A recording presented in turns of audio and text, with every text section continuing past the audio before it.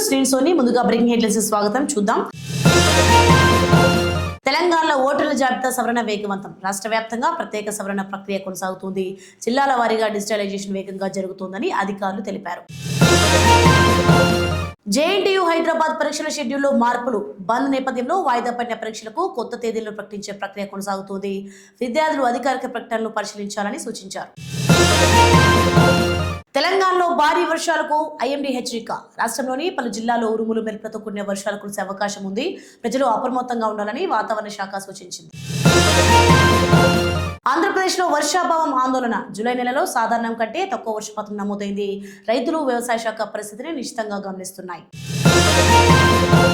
తెలంగాణలో కోవిడ్ పై అప్రమత్తం. పొరుగు రాష్ట్రం పరిణామాల నేపథ్యంలో ఆరోగ్య శాఖ అప్రమత్తంగా ఉండాలని సూచించింది. ప్రజలు అవసరమైన జాగ్రత్తలు పాటించాలని నిపుణులు తెలిపారు. ఖమ్మంలో భారీగా గంజాయి స్వాధీనం. 5 సభ్యుల ముఠాను పోలీసులు అరెస్ట్ చేశారు. కోట్ల రూపాయల విలువైన మాదక ద్రవ్యాలు స్వాధీనం చేసుకున్నారు. స్టేషన్ గన్పూర్ కు సాగునీటిపై చర్చ. రైతులకు నీటి సరఫరాపై అధికారిక వర్గాల్లో సమీక్ష కొనసాగుతోంది. సాగు ప్రణాళికలపై స్పష్టత ఇవ్వనున్నట్లు సమాచారం. హైదరాబాద్ లో విగ్రహాల నిమజ్జనానికి ప్రత్యేక ప్రాజెక్ట్. పర్యావరణ హితంగా విగ్రహాల నిర్వహణకు మున్సిపల్ అధికారులు చర్యలు చేపట్టారు. ప్రత్యేక కేంద్రాలను ఏర్పాటు చేస్తున్నారు. ఆంధ్ర మాజీ మంత్రిపై హిట్ అండ్ రన్ కేసు దర్యాప్తు వేగవంతమైంది. న్యాయపరమైన ప్రక్రియ కొనసాగుతోంది. మెగా డిఎస్సీ అంశంపై పార్లమెంట్ లో చర్చకు డిమాండ్. ప్రతిపక్ష నేతలు నియామకాలపై చర్చించాలని కోరుతున్నారు. ప్రభుత్వం స్పందించే అవకాశం ఉంది. గుంటూరులో మహిళపై దాడి ఘటన కలకలం. నీటి కనెక్షన్ వివాదం హింసాత్మకంగా మారింది. ప్రధాన నిందితులను పోలీసులు అదుపులోకి తీసుకున్నారు. హైదరాబాద్ హైకోర్టు కీలక వ్యాఖ్యలు. ప్రభుత్వం సంస్థల పనితీరుపై హైకోర్టు ఆదేశాలు జారీ చేసింది. సంబంధిత అధికారులు నివేదిక సమర్పించనున్నారు.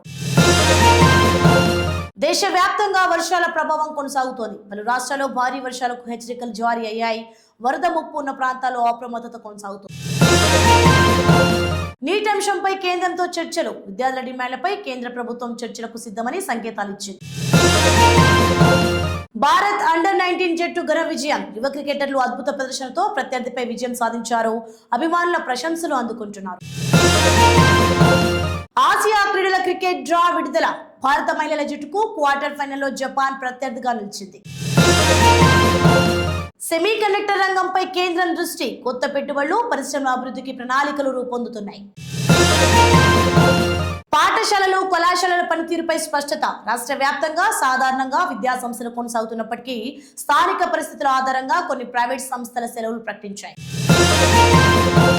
వ్యవసాయ రంగంలో వర్షాల కోసం రైతులు ఎదురు చూపులు. వర్షాభావం కారణంగా పంటలపై ప్రభావం పడే అవకాశం ఉందని నిపుణులు చెబుతున్నారు. తెలంగాణ ఏపీ రాజకీయాల్లో కీలక పరిణామాలు. పలు ప్రజా సమస్యలు, అభివృద్ధి కార్యక్రమాల నియామకాలు, సంక్షేమ పథకాలపై రాజకీయ చర్చలు కొనసాగుతున్నాయి. సో ఇప్పుడున్న బ్రేకింగ్ హెడ్లైన్స్. మరొక హెడ్లైన్స్ తో మళ్ళీ కలుద్దాం. Keep watching and Uday news. ప్రజల కోసం, ప్రజలతో.